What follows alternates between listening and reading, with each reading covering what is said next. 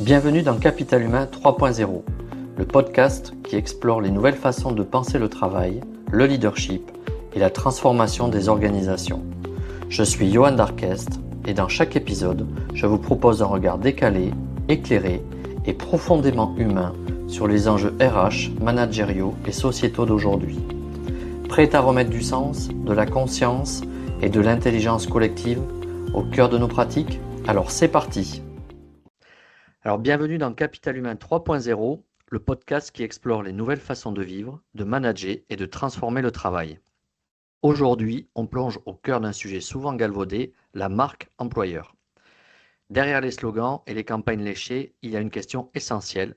Et si la vraie marque employeur, c'était l'énergie humaine qui circule dans l'entreprise? Et pour en parler, j'ai le plaisir d'accueillir Florent Le Tourneur, cofondateur de We Feel Good, une agence qui porte bien son nom.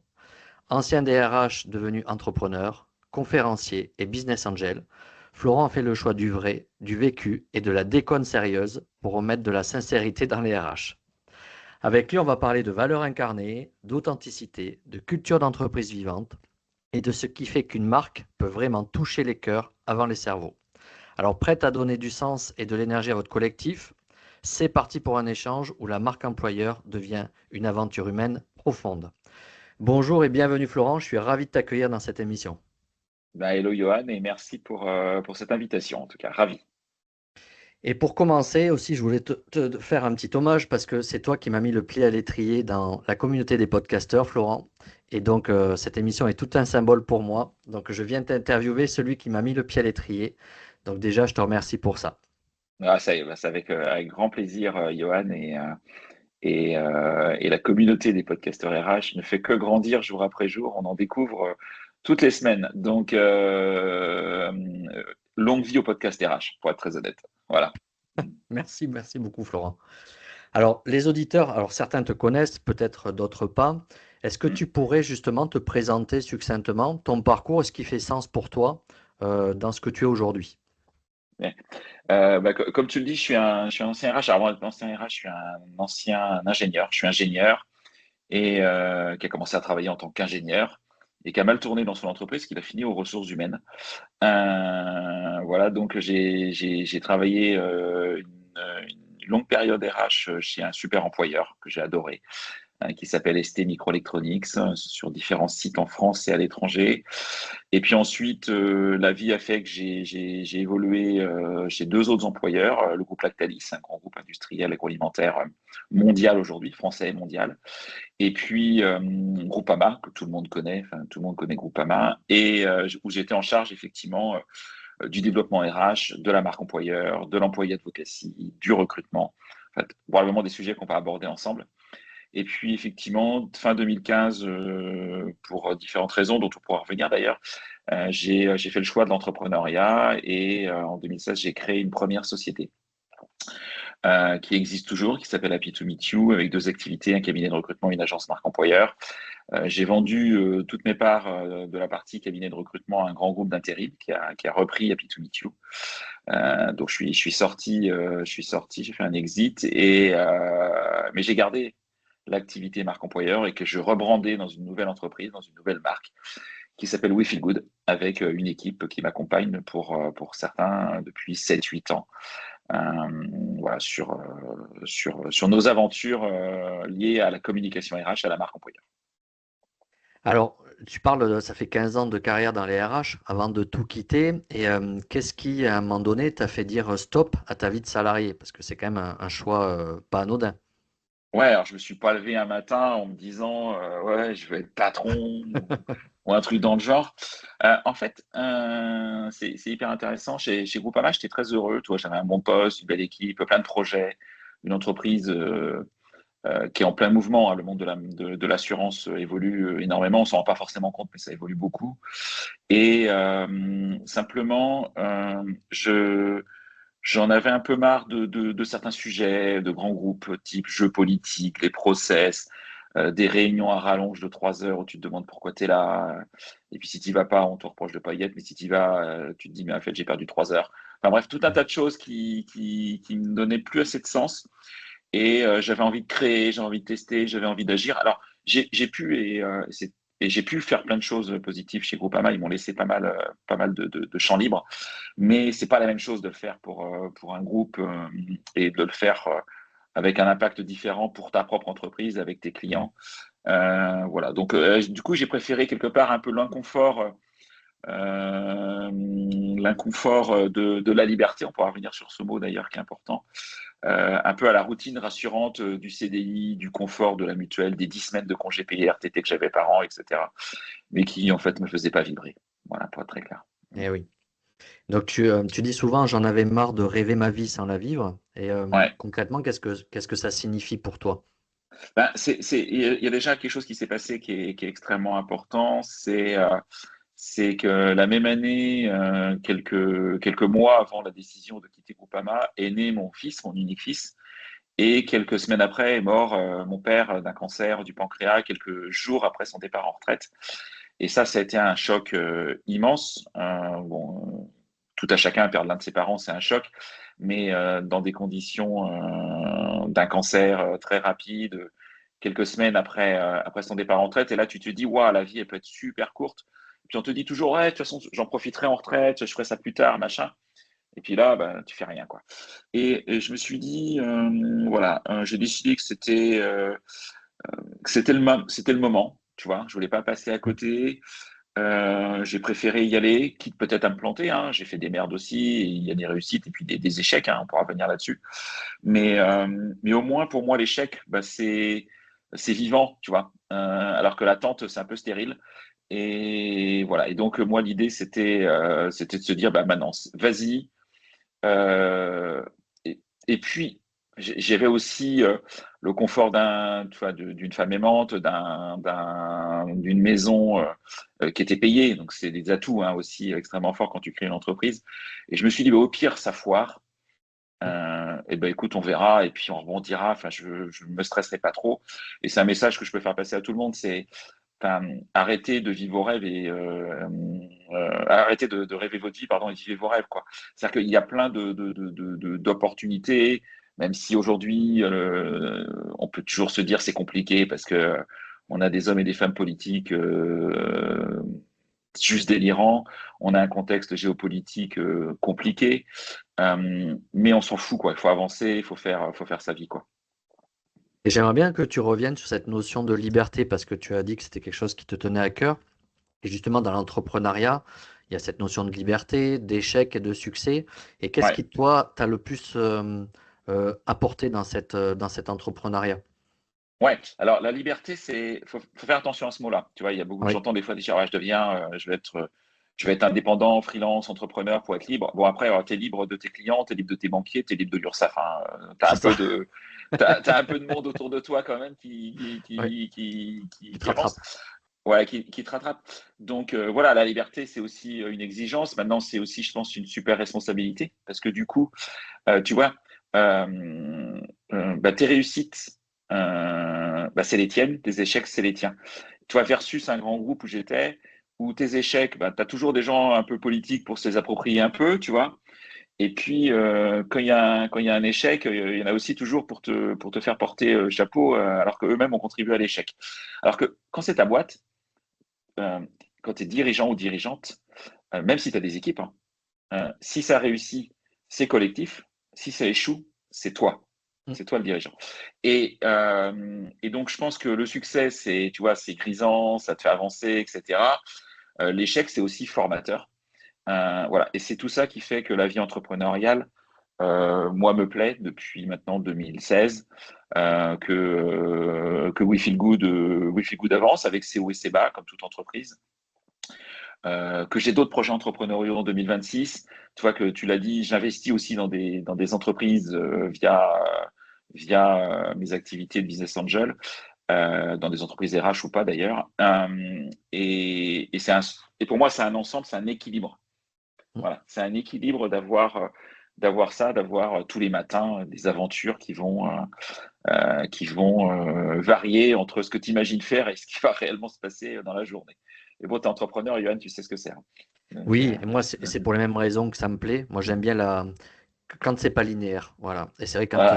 quand tu es entrepreneur, c'est tout sauf linéaire. Donc, Mm, et tu vois, j'ai été, comme pour toi, entrepreneur, revenu salarié, et je reviens entrepreneur comme toi et je comprends ce que tu dis.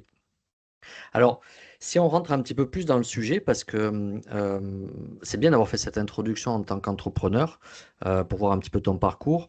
Et moi, j'aimerais que tu puisses nous parler un petit peu de ton attachement à la marque employeur. Mm. Parce que c'est un sujet qui te porte, que tu portes et qui t'appelle. Et alors moi, j'aimerais avoir ton avis, ta définition de la notion de marque employeur. Et aussi, des fois, est-ce que tu penses que c'est déformé ce mot ou pas? Ouais, c'est un mot que j'aime et que j'aime pas trop en fait. Mhm, C'est assez paradoxal hein, ce que je te dis là. mhm, Parce que la marque employeur, elle a souvent été déformée comme étant un sujet de pure communication. Tu vois, alors que pour moi, c'est largement plus un sujet de culture d'entreprise qu'un sujet de communication ou de marketing, etc. Voilà. Et tu vois, le mot marque, il a peut-être même pris je dirais, le lead, le dessus sur le mot employeur. Alors que c'est la somme des deux qui fait la réalité des choses. Donc pour moi, déjà, la marque employeur, c'est très concret. C'est ce que vont vivre les candidats et c'est ce que vont vivre les collaborateurs et les collaboratrices d'une entreprise. Point à la ligne. C'est pas autre chose. Donc pour moi, en sous-jacent, tu vois, tu as l'expérience candidat, tu as l'expérience collaborateur, etc. Donc si tu as envie de t'intéresser à la marque employeur et que tu ne t'intéresses pas aux hommes et aux femmes qui vont vivre soit une expérience candidat, soit, et je le souhaite, une expérience collaborateur derrière, c'est que tu t'intéresses pas vraiment à la marque employeur, en fait. C'est que tu t'intéresses plutôt effectivement à des actions de communication, marketing. Et d'ailleurs, tu vois, c'est souvent le type de prospects qui nous contactent avec des entreprises qui ont déjà fait des choses, mais souvent qu'on fait une somme d'actions de communication et de marketing, type j'ai fait mon site carrière, je suis tout fier, j'ai fait des vidéos de collaborateurs, je suis tout fier, etc. Mais il n'y a pas de logique, il n'y a pas de stratégie et surtout, ce qui est retranscrit ne correspond pas à ce qui est forcément vécu et ressenti par les candidats et les collaborateurs. Et je pense que c'est ça la ligne de départ. Euh, Tout ce qui doit être vécu à l'intérieur peut ensuite être communiqué à l'extérieur, mais tu dois commencer effectivement par bosser l'interne. Donc voilà. Donc l'idée c'est pas les belles campagnes, c'est d'avoir une adhésion et donc d'être sincère, d'être authentique, d'être vrai. Et on va pouvoir effectivement en parler peut-être un peu plus en détail ensemble. mhm. Donc en fait, on parle beaucoup en ce moment du travail réel, donc tu pars de l'expérience réelle des Ouais, collaborateurs du coup. ouais, très concrètement. Et on commence par les candidats, tu vois. Mhm, Quand on va accompagner une entreprise, on va écouter des candidats, des anciens candidats. On va jouer nous-mêmes. Alors, j'utilise le mot jouer, mais on va se mettre dans la peau d'un candidat. C'est-à-dire qu'on va comprendre qu'est-ce qu'il vit, le candidat. Donc, on va le faire, hein. On va ouais, ouais. candidater avec des vrais faux CV, des vrais faux profils LinkedIn, etc. On va le faire chez notre client, on va le faire chez les concurrents de notre client. En tout cas, on va comprendre réellement ce que vit un candidat. Tu sais, le candidat qui postule, qui n'a pas de réponse, ou le candidat qui postule et qui a un message bien pourri en disant, voilà, si vous n'avez pas de nouvelles d'ici 3 semaines, voire même d'ici 2 mois. J'en ai reçu un la semaine C'est ça. dernière d'ici 2 mois. Enfin, tu te dis, mais 2 mois, mais comment on peut écrire ça? Enfin, d'ici 2 mois, c'est qu'en fait, tu n'auras jamais de réponse. Enfin, c'est juste hallucinant. Bon, bref, tu vois, donc on se met dans la peau d'un candidat et ensuite, on va se mettre dans la peau d'un collab. Donc là, effectivement, on va écouter des collaborateurs de l'organisation. On va écouter aussi des anciens d'ailleurs, des gens qui ont quitté l'organisation il y a quelques mois, démission, retraite, rupture conventionnelle, etc. Enfin, on va essayer de comprendre pourquoi ils sont partis. Et pour les collaborateurs qui sont toujours là, on va échanger avec eux et on va s'intéresser à des collaborateurs qui ont une ancienneté très faible, mais aussi à des collaborateurs qui sont là pour certains depuis 30 ans dans des organisations, à des hommes, à des femmes, et bien évidemment à toute tranche d'âge. Enfin bref, à la représentativité de l'organisation et pas juste au CODIR, au COMEX, à la direction des ressources humaines, à la direction de la communication. Je suis un peu provocateur, mais CODIR, COMEX, DRH, DIRCOM, ils sont juste là pour dire que leur boîte, c'est la meilleure du monde. Mhm. Donc, ils ont des choses intéressantes à dire. Évidemment, on les écoute. Mais c'est très insuffisant pour nous. On a besoin d'écouter les managers de proximité, les collaborateurs, les partenaires sociaux. Euh, Bref, des gens qu'on n'entend pas toujours, tu vois, qui Oui. prennent pas toujours la parole. Et c'est tout cet ensemble que je synthétise, hein, et qui est plus complexe que ça, mais je synthétise les candidats, les collaborateurs, les ex-candidats, les ex-collabs, qui vont nous alimenter pour travailler ensuite avec, et là c'est du collaboratif, nous on co-construit avec les RH et les services communication en général, voire la direction générale selon les tailles d'entreprise, une vraie plateforme de marque employeur qui a un vrai sens, qui correspond à ce que vivent les gens, voilà, et pas à ce que imagine un codir, un comex, tout brillant qu'il soit, parce que c'est pas le sujet en fait. Et tu as des fois des formes de pas de résistance, mais parce que c'est quand même, des fois, il peut y avoir des DRH qui se disent, bon, où il va mettre les pieds, parce qu'il y a toujours dans toutes les boîtes des sujets sensibles. Bien Mais sûr, comment tu gères ça, justement, ce désamorçage d'aller faire preuve d'authenticité, tout en sachant qu'il peut y avoir des sujets sensibles? il y a forcément des sujets sensibles, et d'ailleurs, il n'y a aucune boîte, et We Feel Good y compris, qui est parfaite. Enfin, tu vois, C'est ça clair. n'existe pas. Voilà. Donc ça, on a quand même beaucoup d'éléments, parce que quand on commence effectivement un travail avec une organisation, bah déjà, nous, on va découvrir plein de choses sur le net, la e-réputation d'une boîte. Tu vois. Rien que lire les avis Glassdoor et Indeed d'une Mhm. organisation, euh, je dis pas que c'est la Bible, Glassdoor et Indeed, Mhm. mais ça nous donne énormément d'input pour nous dire, OK, là-dessus, il y a déjà des sujets qui ressortent, c'est clair. Tu vois, hier, j'étais sur une boîte, 1,6 sur 5 sur Glassdoor, 80 avis, quasiment tous unanimes pour dire que le dirigeant est un tyran, pour faire très court. Mhm. Mhm. Bon, tu peux pas te dire qu'il n'y a pas un sujet, quoi. C'est juste pas possible. Il y a forcément un sujet, quoi. Il n'y a pas 80 personnes qui ont mis 0 ou enfin, une étoile ou 2 étoiles. Parce que tu peux pas mettre 0 étoile. Mais bon, bref. Voilà. Et dans le positif aussi, d'ailleurs. Parce que là, je Oui. prends un cas négatif, mais dans le positif aussi. Donc, de toute façon, on va faire un premier bilan. Mais après, tu vois, nous, quand on va construire les questionnaires que l'on va animer vers les collaborateurs, ils sont co-construits. Ils sont pas standards.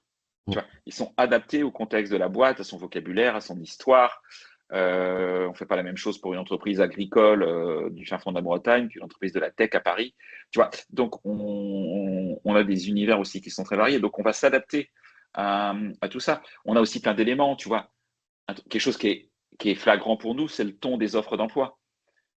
Rien qu'en lisant les offres d'emploi, je Mhm. peux déjà te dire un certain nombre de choses Mhm. sur la maturité ou l'immaturité de la marque employeur d'une organisation.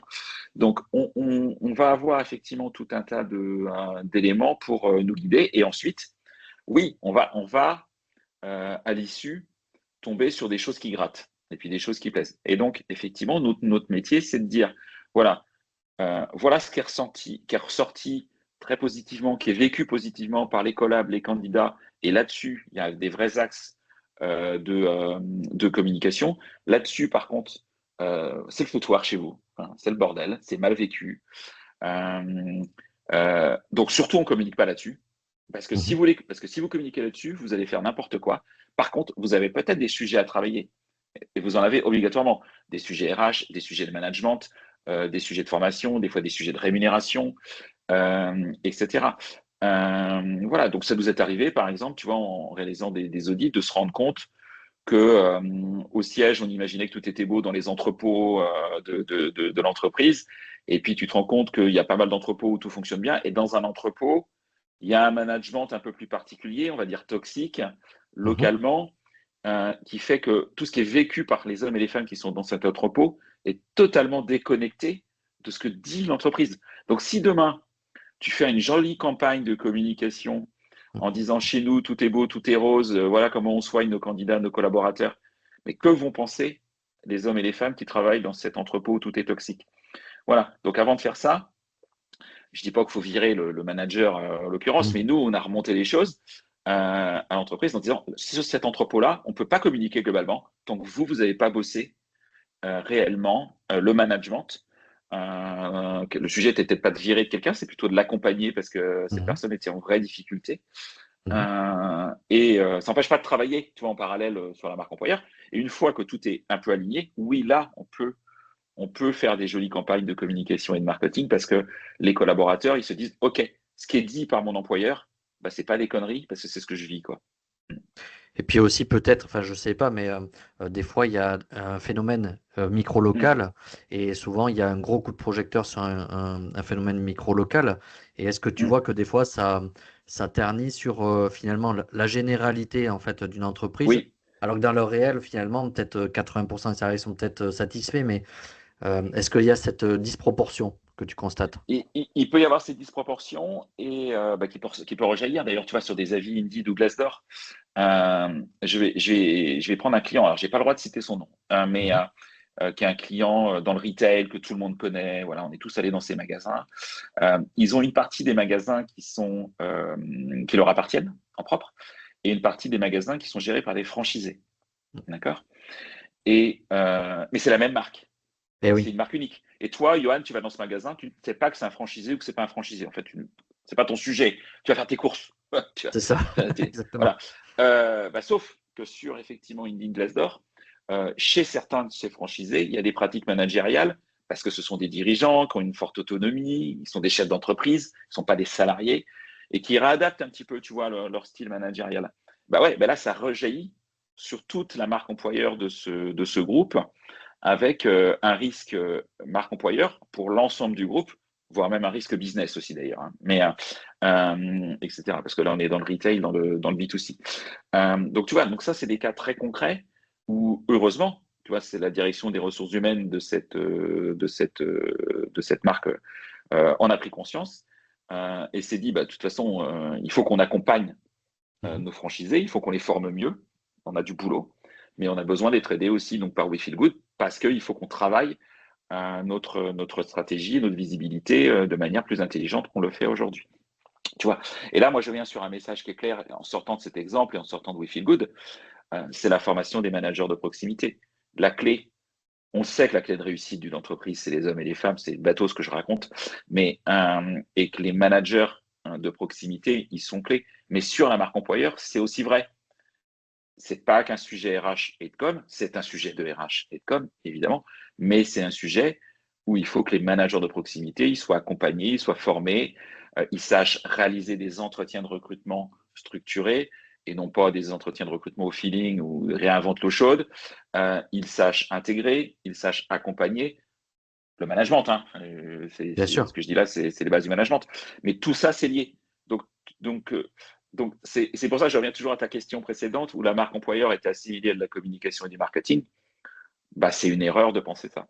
Et c'est pour ça que je pense qu'une bonne agence marque employeur doit avoir dans ses équipes des experts RH et des experts communication pour pouvoir accompagner correctement ses clients.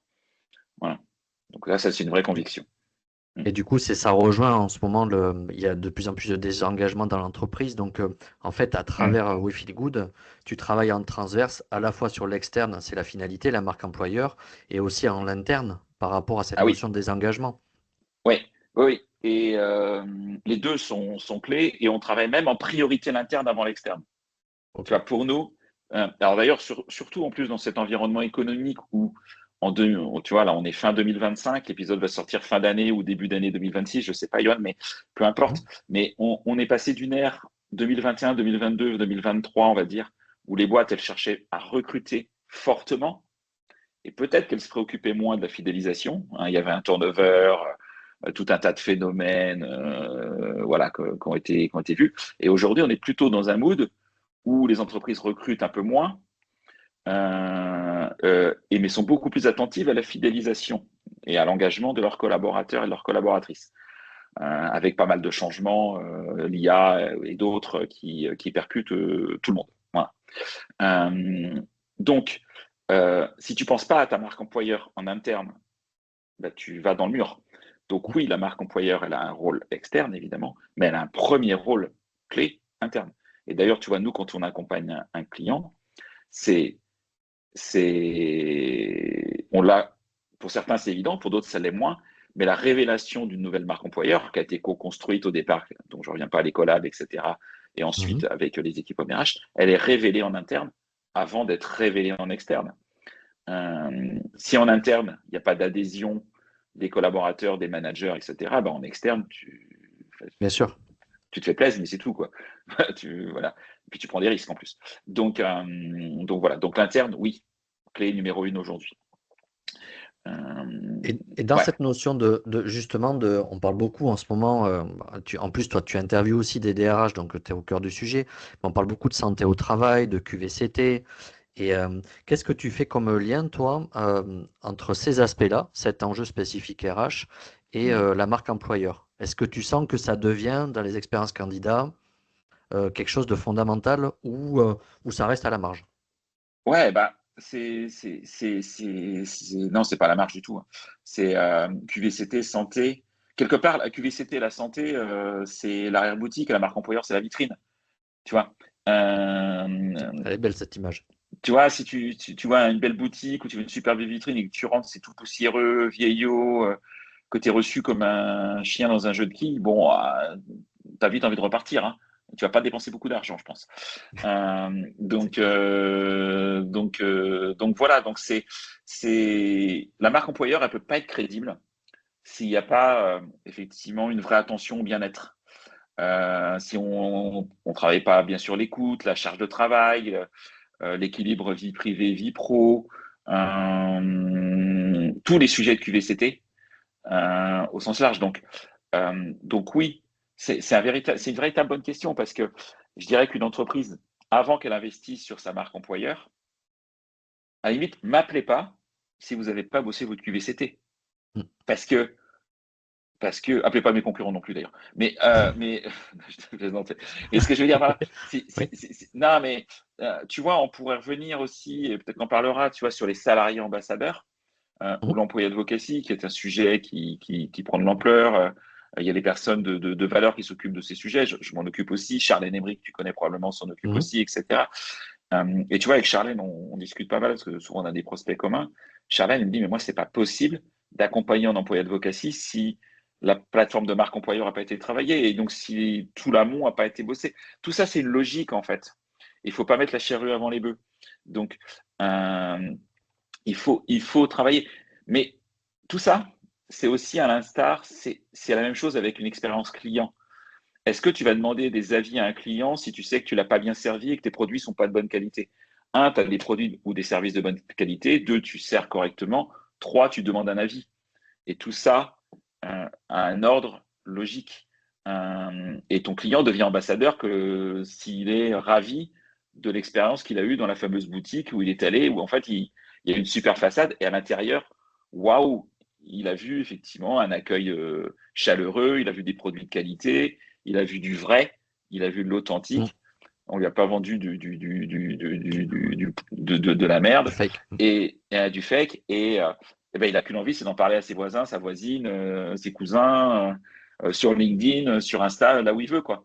Tu vois, Et tu c'est la même sais, chose. en t'écoutant, je me dis, mais peut-être que finalement, parce que si on était dans une culture de société où on prônait la prévention avant tout, ce que je pense pas en France, hein, je pense pas qu'on est encore dans cette culture-là, on est peut-être à mi-chemin, mais je me dis que de commencer par l'expérience salariée, c'est peut-être un choc, un électrochoc, et peut-être que ton approche justement est peut-être judicieuse de commencer par cet électrochoc pour dire, mais attendez, vu le retour que vous avez, peut-être que à la fois ça peut être intéressant de travailler sur votre QVCT, tu vois.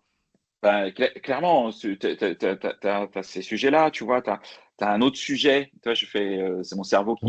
qui Oui, fait les des connexions. liens, mais euh, euh, expérience collaborateur, ça va de l'onboarding à l'offboarding. Quel est le pourcentage d'entreprises qui ont réellement travaillé une plateforme d'onboarding? Alors, réellement, tu n'en as pas tant que ça, hein. Tu Ah oui. as beaucoup de choses, c'est une journée un peu pipeau, machin. Mais il y a des boîtes qui ont fait des choses. Mais regarde le nombre de boîtes qui ont travaillé l'offboarding. C'est ridiculement bas. Alors que c'est l'expérience collaborateur, elle est jusqu'au bout. Euh, tu, tu, tu vois, quelles que soient les raisons d'un départ, que ce soit une démission, une retraite, un licenciement économique, voilà, il y a toujours des bonnes raisons de quitter une organisation ou des bonnes et mauvaises raisons pour la vie qui fait que. Et ça, c'est la vie des boîtes, hein. C'est pas Oui. grave pour moi. Voilà. Par contre, les hommes et les femmes qui la quittent, mais ça doit être fait aux petits oignons parce que elle s'en souvient. Les collègues, eux qui restent, se souviennent du départ de leur collègue qui part. Ils se disent, waouh, elle est traitée ou il est traité comme ça. Moi, quand ça va être mon tour, ça va être joyeux, quoi. Euh, et tout ça, euh, bah, ça touche à la qualité de vie, aux conditions de travail, même si pour certains, il n'y a plus de travail à l'issue, tu vois, ou il y a un changement de travail. Donc, tous ces sujets, tu découpes l'expérience collaborateur, et il y a des tonnes de sujets dans l'expérience collaborateur. Et bien tout ça, tu commences déjà à bosser ta marque employeur, d'une manière ou d'une autre. Et ça vaut toutes les coms du monde, en fait. Alors justement, c'est intéressant parce que moi, j'aimerais bien avoir ton point de vue sur comment on fait, parce que c'est un enjeu qui est au bout des lèvres de tous les DRH, comment on fait pour attirer, fidéliser et inspirer les collaborateurs aujourd'hui, avec les nouveaux enjeux qu'on a, hein, la montée en puissance de l'IA, Ouais. aussi des tensions au niveau du sens du travail on sent que les entreprises sont vraiment dans un changement profond de paradigme. Alors, comment on fait pour les attirer, fidéliser, les inspirer, selon toi? Euh, Tu as 2 heures. Je rigole. Je je vais te sais. faire très court. C'est en disant ce que l'on fait et en faisant ce que l'on dit. Bêtement, tu vois. Mm. Donc,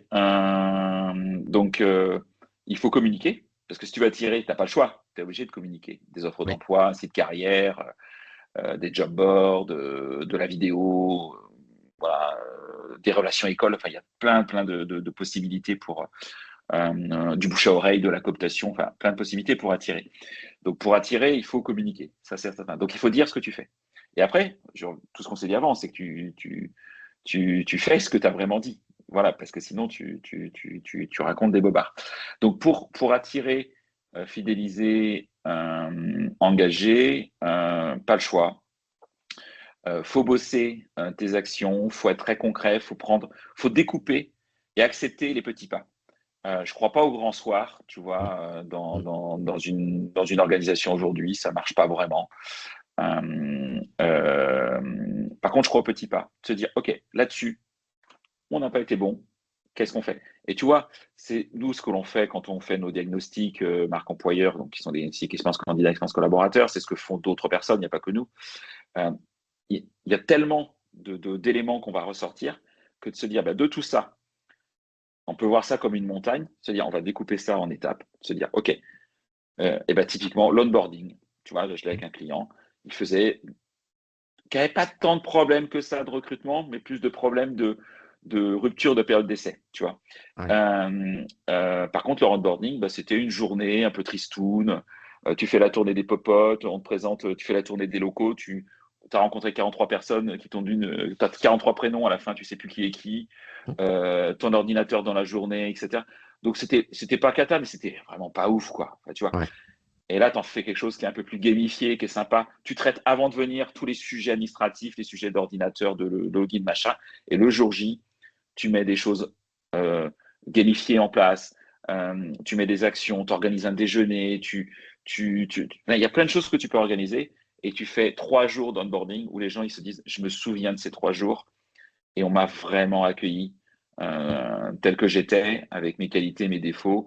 Et puis on va avancer, je vais me former, etc. Et puis la vie va faire son chemin. Tu vois. Donc tout ça, c'est des éléments euh, très concrets qui fait que demain, on va rester dans l'entreprise. Mm. Au-delà du salaire, au-delà du poste, tout ça, ça a été négocié, ces sujets d'intégration, enfin pardon, de recrutement. Ça peut revenir plus tard, mais évidemment. Mais si tu veux déjà fidéliser, tu vois, baisser tes ruptures, Mm. voilà, les 6, 12 premiers mois, bah, il y a des choses à faire. La DARES, les enquêtes de la DARES en Oui. France, c'est un tiers des CDI qui sont rompus d'une manière ou d'une autre à l'initiative du collaborateur ou de l'entreprise la première année. Moi, C'est tu te dis, énorme. mais c'est quoi ce pays où un tiers des CDI sont rompus au bout d'un an, quoi. Donc, Mm. c'est que soit tu as fait des conneries en recrutement, soit tu as fait des conneries en intégration, en management, en formation. Euh, c'est peut-être la faute des collaborateurs ou des candidats, c'est la faute aussi de toi, entreprise, hein. C'est pas blanc ou noir.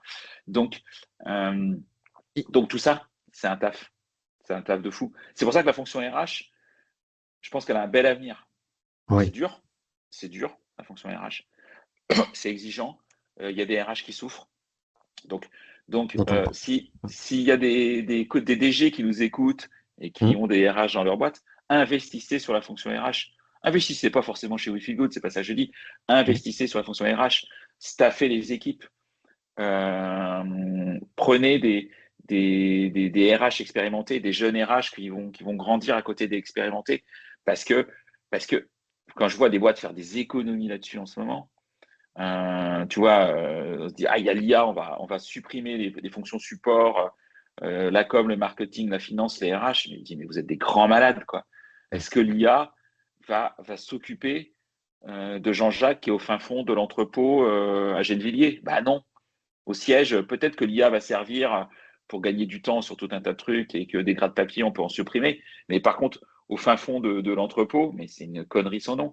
Et tu as besoin de RH qui vont aller prendre leur voiture, leur bus, le métro, aller à l'entrepôt, voir Jean-Jacques qui a besoin d'écoute, d'être accompagné, etc. Donc, aujourd'hui, ne pas investir sur la fonction RH, dans le monde dans lequel on est, mais c'est être à l'envers des besoins immédiats et des besoins futurs. Ça, c'est certain. Et je prêche pas pour moi, je suis plus RH en tant que tel, et j'ai pas vocation, en tout cas, envie de devenir RH tout de suite. Tu vois, donc voilà. Et c'est intéressant parce que, tu vois, moi, je vais te citer des entreprises, moi, où je me dis, mais la Société Générale, je n'ai pas de problème, hein, je ne suis pas un client, je pense que ce sera jamais. J'ai été client, j'ai été servi comme une merde par la Société Générale, je m'en souviendrai toute ma vie. Mais aujourd'hui, la Société Générale, tu vois, qui annonce la fin du télétravail, on va supprimer plein de postes, on se réorganise, les gens n'étaient pas impliqués, et en même temps, qui annonce des bénéfices comme elle n'en a jamais fait, mais tu te dis, voilà, je suis plutôt capitaliste a priori, tu vois. Je suis plutôt entrepreneur et j'ai pas de problème avec les notions d'argent et de bénéfices, évidemment. Enfin, c'est clé. Mais comment cette entreprise peut afficher, il suffit d'aller voir ces programmes de marque employeur, ce qu'ils affichent, etc. Mais ce que vit des salariés, et j'en connais dans ma famille qui y travaillent, avec qui je discute, mais ils vivent pas du tout ce qui est écrit. Voilà. Et voilà, et ça n'empêche pas que c'est une belle banque française, c'est pas ça le sujet. C'est qu'ils sont à contre-courant pour moi de ce qu'il faut faire en fin de télétravail, on réduit les effectifs parce qu'on met de l'IA, on supprime des agences. Mais on est dans un monde où on a de plus en plus de gens qui sont anciens, enfin, l'âge moyen français vieillit, hein, malheureusement d'ailleurs. Et puis on te digitalise tout avec de l'IA et du chat. Et du chat, même plus d'humain. C'est ça, ouais, du chat. Ouais. Bah ouais, tu te dis, on marche sur la tête. Enfin, on marche sur la tête sur un certain nombre de sujets. Et tu sais, moi, ce que je me dis, c'est que, et tu dois certainement le voir, il y a de plus en plus de acteurs qui, dans leur choix de consommation, font appel à des structures. Alors, ça touche tout le monde, hein. Et donc, cette notion-là, elle est super importante de comment on traite nos salariés. On le voit avec l'actualité, avec Shein, et puis il y en a qui vont acheter de la merde chinoise chez OBHV, mais voilà. Mais après, chacun c'est. Je suis un peu cash, mais j'ai pas de problème mais avec tu as ça. raison. Mais voilà. Donc, à chacun d'assumer. On peut pas en même temps. Mais ça, c'est hyper intéressant, Johan. On dérive un peu, mais on peut pas en même temps se plaindre qu'il n'y a plus d'emploi en France, que c'est galère de trouver un job, etc. Dire que ses enfants ne trouvent plus d'alternance parce qu'en ce moment, c'est compliqué de trouver des alternances. Et en même temps, se dire, je vais aller acheter de la merde faite en Chine que je vais jeter dans 3 mois. Mais c'est un non-sens. Voilà. Après, alors, les médias, ils en rajoutent tellement qu'ils ont fait une belle campagne de com pour le BHV, qui a fait tout l'inverse, à mon avis, du truc. Mais bon, bref. Et puis, du coup, moi, je le fais aussi là. Mais je pense qu'effectivement, tout ça, c'est de la marque employeur. Tu vois, aujourd'hui, de la marque employeur du BHV, je la connais pas, c'est pas un client, et j'ai pas d'avis là pour trop énormément sur cette enseigne. Mais je suis collab, mais en tant que collaborateur, j'ai aussi des points de vue humains, des points de vue sociétaux, des opinions, tu vois. Est-ce que je suis aligné avec mon dirigeant, hein? Est-ce que j'ai envie de continuer à bosser pour cette entreprise qui ne paye pas ses fournisseurs, en tout cas qui a plein de problèmes avec ses fournisseurs, et qui en plus fait rentrer des entreprises qui ont une éthique moyenne, quoi. Voilà. Donc, ça, c'est de la marque employeur aussi, quand tu es salarié du BHV. Ou est-ce que tu as envie de candidater? Et je pense qu'il y a des gens aujourd'hui qui peut-être n'ont plus envie de candidater au BHV, tout simplement. Et ça se comprend, hein. Voilà. Et tu sais, je voulais revenir sur un sujet, je voulais te poser la question, c'est que tu sais, quand on fait une offre d'emploi, il y a des éléments qui ressemblent, qui sont des prémices d'une fiche de poste. Et c'est vrai que de plus en plus, on a des candidats qui, entre le travail réel et le travail déjà entre ce qui est annoncé dans l'offre, l'annonce, la fiche de poste et le travail réel, des fois, il y a un monde. Est-ce que tu penses que ça contribue pour une part non négligeable, justement, du mécontentement de certains collaborateurs dans leur expérience, Bah, je pense. Donc, c'est un difficile travail hein, d'avoir des fiches de poste à jour, d'avoir C'est clair. voilà, d'avoir quelque part une gestion enfin, une GEPP maintenant, enfin, Mhm. l'ex-GEPC, nickel chrome. C'est un travail vraiment de fourmi, etc. Après, tu as les entretiens effectivement individuels pour revoir tout ça, qui sont des moments privilégiés.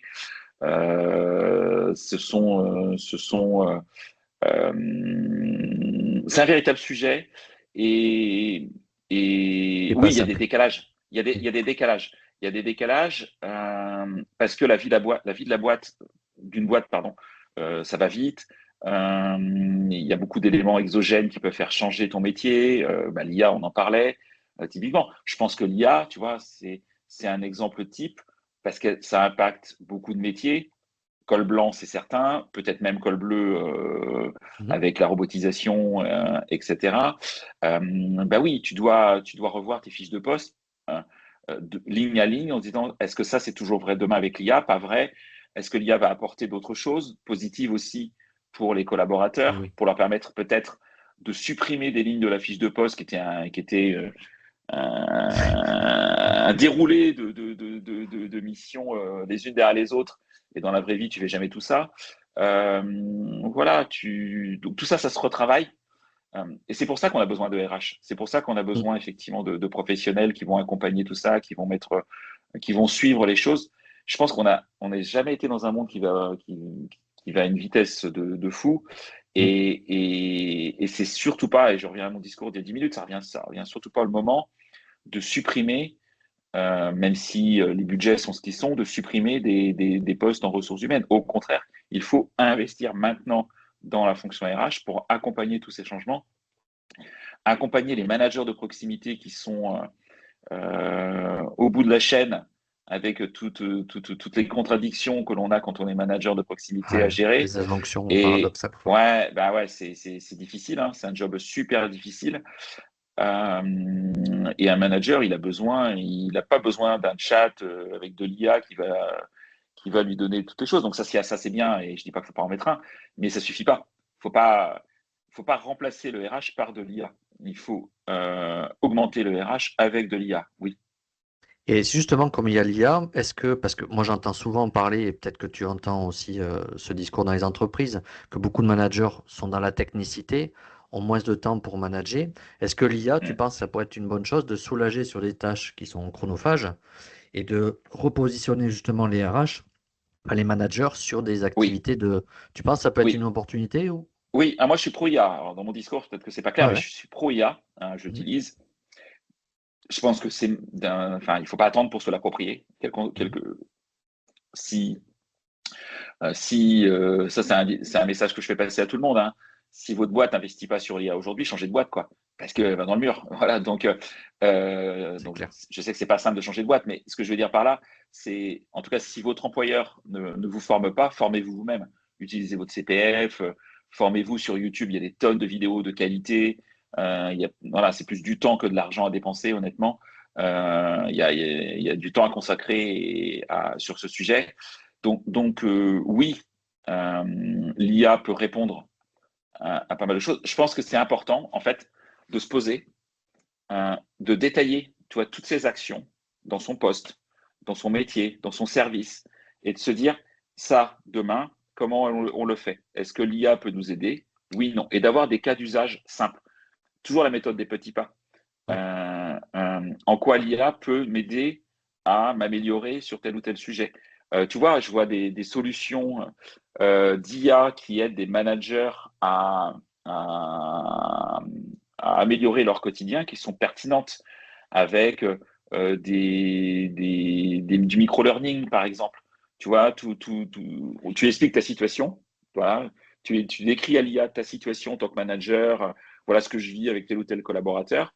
Et l'IA va t'envoyer, donc avec des programmes qui sont super adaptés, qui sont personnalisés à la culture de l'entreprise, à ton niveau de responsabilité, au métier du collaborateur, avec des micro-learning, avec des missions à réaliser, par exemple, tous les jours pendant un mois pour faire en sorte que tu accompagnes ce collaborateur, que tu recolles les morceaux avec ce collaborateur, etc. Et franchement, c'est hyper bien fait. Et là, l'IA, elle a un vrai sens parce qu'elle apporte Eh oui. des éléments qu'effectivement, un RH ne va pas tous les matins appeler tous ses managers un par un. Alors, disons, aujourd'hui, il faut que tu fasses ça avec ton collab, etc. C'est juste pas possible, tu peux pas faire ça. Donc voilà. Par contre, il faut que l'IA soit alimentée par des datas, la culture de la boîte, sa marque employeur, les guides managériaux, s'il y a des guides managériaux en interne, etc. Et tu vois, il y a une boîte comme Alan, par exemple. Il y a pas mal de podcasts sur l'implémentation de l'IA au sein d'Alan, non pas Mhm. pour les clients, mais Bon. pour eux en interne sur tout ce qu'ils ont fait. Bah, c'est hyper riche, hyper intéressant, hyper inspirant de se dire, voilà, et Alan, alors certes, tu as de la croissance, mais continue d'embaucher. Il supprime personne. Et la fonction, et j'ai la chance de connaître Paul, le DRH d'Alan, mais ils investissent sur la fonction et ils investissent sur l'IA. Ils n'ont pas fait un choix de l'un ou de l'autre, ils ont fait un choix de l'un et l'autre. Par contre, en avançant pas à pas, depuis maintenant quasiment plus de 2 ans, en disant bah, là-dessus, on y va, on avance ce sujet-là. Donc, il y a eu classiquement, bah, les premiers sujets, c'était la refonte de nos offres d'emploi, le sujet un peu bateau, classique. Voilà. Mais il y a plein d'autres sujets que ça, tu vois. Donc, voilà. Donc, les cas d'usage et les prendre un par un, faire des méthodes petits pas et pas se dire hop, hop, hop, on a formé tout le monde à ChatGPT pendant 3 heures, ça y est, débrouillez-vous, quoi. Parce que ça marche pas. Enfin, j'y crois pas. Faut le ramener à des choses concrètes et voilà, du Mm, terrain et mm. pragmatique. Ouais, Puis en t'écoutant, en fait, je me dis finalement, on était dans une ère où on voulait tout segmenter, donc l'IA contre l'humain, entre guillemets, et ouais. finalement, on rentre peut-être dans une ère, je sais pas si tu partages cette idée, où on crée des synergies avec beaucoup de choses. Et c'est peut-être bon signe. Je sais pas ce que tu en penses, mais. Ouais, ouais, mais moi j'ai un podcast, tu le sais bien, qui s'appelle On n'a jamais fait comme ça, parce que je déteste cette expression. C'est pour ça que je l'ai utilisé comme titre. Mhm. Et je déteste aussi le c'était mieux avant. Tu vois, je déteste ça. Voilà. C'est le pendant d'aujourd'hui des gens qui sont contre la voiture électrique. Et ben, je sais pas, reviens à la roulotte si tu veux. Voilà. Voilà. Non mais Eh oui. et je dis pas que la voiture électrique c'est la panacée, qu'il y a forcément des problèmes. Voilà, on le sait bien. Mais ce que je veux dire, c'est le monde bouge. Mm. Et je pense que on est des êtres humains, on a une intelligence humaine et il faut la mettre pour construire, pour avancer, pour être vigilant, bien sûr. C'est pas être des bini oui-oui, hein. Ça, c'est autre Mhm. chose. Donc avoir son libre arbitre. Donc c'est pour ça qu'il faut se former, qu'il faut écouter des podcasts, qu'il faut lire, qu'il faut regarder des vidéos YouTube, voilà, où il y a plein de choses intéressantes. Voilà, peut-être un peu moins scroller sur TikTok pour le coup, mais Mm. etc. Et construire son futur. En fait, quel est le futur que l'on veut dans notre organisation quand on est RH, quand on est salarié, quand on est dirigeant, dirigeante. Le monde bouge à une vitesse folle, on ne peut pas l'arrêter. Donc, si on ne prend pas le train, ben, on meurt. Enfin, c'est à peu près sûr. On reste en gare, hein, si on va être Eh oui. plus poétique. Et avancer. Donc oui, l'IA, il faut se l'approprier. Oui, les changements, les attentes des collaborateurs, il faut les comprendre. Oui, il faut accepter de peut-être rééquilibrer. Tu vois, je comprends les boîtes qui veulent rééquilibrer le temps de présence à domicile et le temps de présence au bureau, mais c'est pas pour ça qu'il faut tout arrêter non plus. Mm. Il faut mettre de l'intelligence dans tout ça. Euh, Ça veut dire avoir des locaux accueillants, ça veut dire avoir voilà. Euh, donc, donc, donc, voilà, je pense que les besoins de formation typiquement sont importants en ce moment. Tu vois, moi, j'encourage mes équipes à se former, à s'auto-former. Il n'y a pas de budget formation chez Feel Good parce qu'en fait, il est illimité. C'est à toi Mm. de décider ce que tu veux. On en parle évidemment. Je suis là pour en parler. Mais ce que je veux dire par là, c'est, tu vois, je vois encore des boîtes, j'en ai encore une récemment. Ah bah, nous, le budget de formation, l'année prochaine, en 2026, il est réduit parce que c'est dur. La boîte va très bien, hein. Il suffit de regarder les chiffres. Boîte en côté en bourse, c'est public. Tu vois, une boîte du SBF Mm. 120 qui est cotée en bourse, tout est public. Et puis tu te dis, ouais, bah, on va réduire les budgets formation pour les collaborateurs. Mais Mais ouais, oui, parce qu'il faut qu'on fasse plus de marge pour les actionnaires. Mais bien sûr, mais je comprends. Moi aussi, je suis actionnaire de boîte, hein.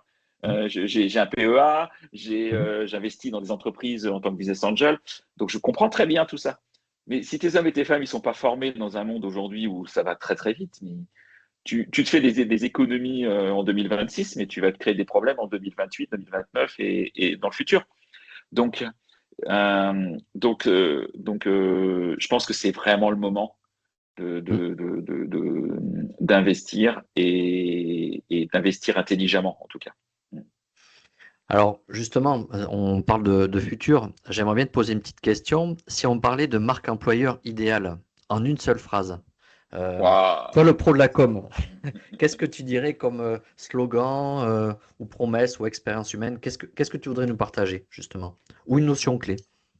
Bah, la marque employeur, c'est la rencontre entre ce que l'entreprise promet et ce que ses collaborateurs vivent réellement. Et quand les deux coïncident, tout est fluide. C'est Bon, j'ai fait super, deux simple et phrases au efficace. lieu d'une phrase. On voit que tu es un communicant. Ouais. Tu as l'esprit de la synthèse. Non, mais voilà, je pense que je, je, je suis un gars, enfin moi, mes grands-parents étaient de la campagne, moi, mes parents étaient profs, tu vois. C'était pas des entrepreneurs, voilà, moi, je suis un breton faisou, tu vois. Je sais pas si tu utilises ce jargon-là, mais tu vois, moi, Mhm, je crois pas trop au disou, je crois plus au faisou. Alors, quand mhm. je suis dans ce podcast, c'est vrai que là, je parle beaucoup, mais je sais aussi ce que je fais derrière. Euh, euh, En fait, dites, communiquez. C'est pas un gros mot de dire et de communiquer. Par contre, faites ce que vous dites et faites ce que vous communiquez. Et si ça c'est fait, vous aurez la plus belle marque employeur du monde et une super reconnaissance des collaborateurs, en fait. Parce que je pense, enfin, c'est même pas sûr. Les collaborateurs n'attendent pas que l'entreprise soit parfaite. Elles attendent de l'écoute, elles attendent de la compréhension, elles attendent de l'intelligence. Une entreprise, un collaborateur peut comprendre qu'il n'est pas augmenté telle ou telle année, s'il y a des vraies raisons, si c'est bien expliqué.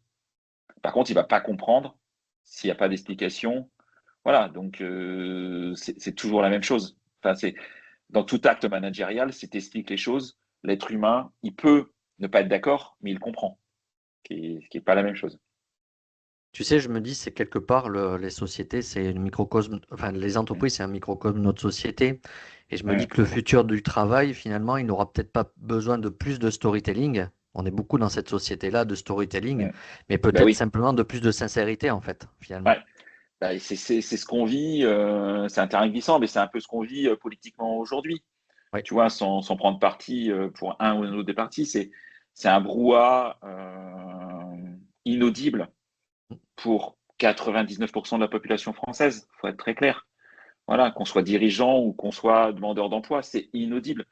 Donc, comment est-ce qu'on c'est clair. peut, si tu n'as pas des élites, entre guillemets, qui sont carrées, structurées, qui expliquent aux gens ce qui se passe et qui ne sont pas dans leur propre ego personnel, bah voilà, pourquoi il n'y a pas d'adhésion aujourd'hui? Enfin, voilà, tous les gens que je rencontre, ils sont catastrophés, tu vois, quelles que soient leurs opinions, en fait, hein. C'est unanime, hein. Ouais, C'est unanime. Il n'y a pas. C'est de l'extrême gauche à l'extrême droite, on prend tout le monde et tout le monde est en train de se dire, mais c'est du grand n'importe quoi. Voilà, juste parce qu'il y a des hommes et des femmes qui pensent qu'à elles-mêmes ou à eux-mêmes et qui oublient que il y a 65 millions de Français qui galèrent tous les jours, hein, qui beaucoup certains sont en retraite et n'ont pas des grosses retraites, et pour certains essaient de trouver un boulot ou taf ou essaient d'entreprendre et avec des bâtons dans les roues tous les jours, quoi. Tu vois, ouais. donc et je suis pas convaincu que dans les autres pays ce soit forcément formidable non plus, hein, honnêtement. Tu vois, quand on dit ouais, je vais quitter la France parce que je vais aller ailleurs, bon, Il y a des va contraintes ailleurs, aussi. hein. Mm, mm. Ouais, il y a des contraintes aussi, il n'y a pas de pays parfait. Mais, euh, mais effectivement, peut-être c'est sûr, tu vois, même si j'aime la communication, je pense qu'il y a tellement de communication, tellement de marketing, tellement de visibilité aujourd'hui médiatique que ça tue un peu que ça tue un peu le concret, quoi. C'est clair. Voilà.